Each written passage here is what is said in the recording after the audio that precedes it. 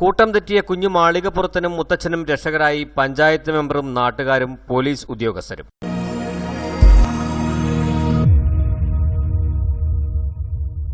ശബരിമല ദർശനത്തിന് കോഴിക്കോട് നിന്നുമെത്തിയ തീർത്ഥാടക സംഘത്തിലെ അഭയ എന്ന കുഞ്ഞു മാളികപ്പുറവും മുത്തച്ഛൻ വേലായുധനുമാണ് പമ്പയിൽ വെച്ച് കൂട്ടം തെറ്റി മണിക്കൂറുകളോളം അലഞ്ഞുതിരിഞ്ഞത്. ഒടുവിൽ കോട്ടയം വഴിയുള്ള ബസ്സിൽ കയറി. ക്ഷീണം കാരണം വണ്ടിയിലിരുന്ന് ഉറങ്ങിപ്പോയി. ഉറക്കമെണീറ്റപ്പോൾ കൂത്താട്ടുകുളം എത്തിയിരുന്നു. കയ്യിൽ പണമോ മൊബൈൽ ഫോണോ ഇല്ലാത്തതിനാൽ അവിടെ നിന്നും കാൽനടയായി കോഴിക്കോടിന് പോകാൻ തീരുമാനിച്ചു. നാട്ടിലേക്ക് നടന്നു തുടങ്ങിയ സ്വാമിമാർ മാറാടിയിലെത്തിയപ്പോൾ നന്നേ ക്ഷീണിച്ചിരുന്നു.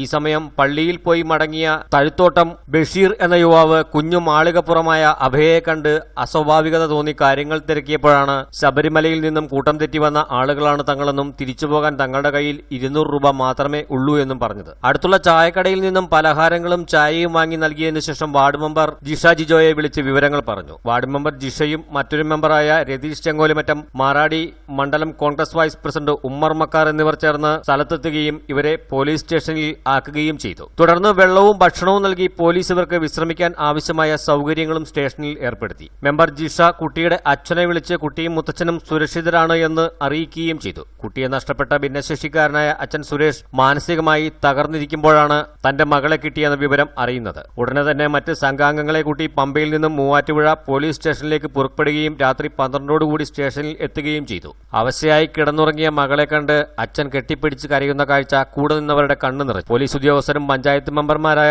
ജിഷ ജിജോ, രതീഷ് ചെങ്കോലിമറ്റം, ബഷീർ താഴത്തോട്ടം, ഉമ്മർ മക്കാർ എന്നിവർ ചേർന്ന് കുട്ടിയെ സുരക്ഷിതമായി ബന്ധുക്കളെ ഏൽപ്പിച്ചപ്പോൾ അയ്യപ്പസ്വാമിയുടെ കരുണ പ്രത്യക്ഷത്തിൽ അനുഭവിച്ചറിഞ്ഞ ആശ്വാസത്തിലായിരുന്നു സ്വാമിമാരും മറ്റുള്ളവരും. News desk, Muvattupuzha TV.